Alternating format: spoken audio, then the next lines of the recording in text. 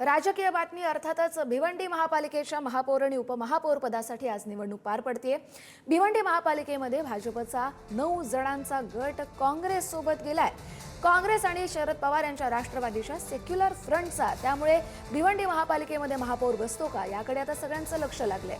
गेल्या 12 वर्षात भाजपने काँग्रेसचे अनेक नगरसेवक, नेते, माजी मंत्री फोडलेले आहेत। त्यामुळे आता पहिल्यांदाच भिवंडीमध्ये उलटा प्रकार घडलाय।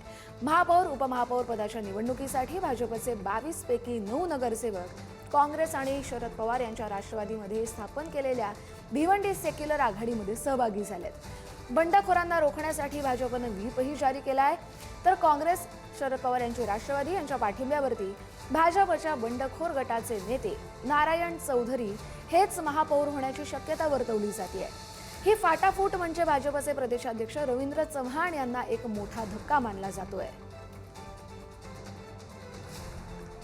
महापालिकेमध्ये महापौर नेमका कोणत्या पक्षाचा होणार याकडे संपूर्ण राज्याचं लक्ष लागलेलं आहे। कारण अनेक ठिकाणी भाजपनं इतर पक्षांचे नगरसेवक फोडलेले होते, मात्र भिवंडीमध्ये भाजपच फुटलेली आहे आणि अनेक नगरसेवक सध्या काँग्रेसच्या संपर्कात आहेत। आपण पाहतोय ही दृश्य ज्या ठिकाणी सभागृह आहे त्या ठिकाणचं चित्र दाखवतोय। पहिल्यांदा सुरुवातीला आपण पाहतो ही पूर्ण चौकट सजवण्यात आली आहे, कारण नवनियुक्त जे नगरसेवक आहेत ते काही वेळातच आता या सभागृहामध्ये दाखल होणार आहेत। आणि महत्वाचं हे आहे की जवळपास 90 नगरसेवकांची संख्या जी आहे ती भिवंडी निजामपूर शहर महानगरपालिकेसाठी आहे। आणि आपण पाहतोय हेच ते सभागृह आहे ज्या सभागृहामध्ये काही वेळानंतर सगळे नगरसेवक जे आहेत ते स्थानापन्न होणार आहेत।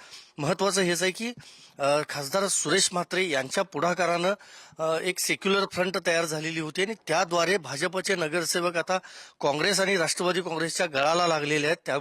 त्यामुळेच सेक्युलर फ्रंटचाच महापौर होणार असं काल ज्यावेळेला टिळक भवनात हर्षवर्धन सपकाळ यांची भेट सुरेश म्हात्रे यांनी घेतली होती त्यावेळेला त्यांनी स्पष्ट केलं होतं। त्यानुसार आज कदाचित सेक्युलर फ्रंटचाच महापौर या ठिकाणी विराजमान होऊ शकतो। मात्र आपण पाहतोय हे महापौरांचं जे आसन आहे त्या ठिकाणी देखील ही जी सगळी फुलांची सजावट आहे ती पाहायला मिळते।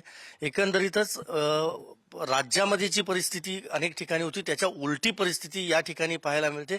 भाजपनं अनेक ठिकाणी इतर पक्षांचे नगरसेवक फोडलेले होते, मात्र इथं भाजपमध्येच थेट फूट पडलेली आहे। त्यामुळे महत्वाचं हेच आहे की नेमकं कशा प्रकारे यापुढचं राजकारण भिवंडीतलं असणार। सभागृह सुरू झाल्यानंतर महापौर उपमहापौर पदांची निवड जी आहे ती केली जाईल।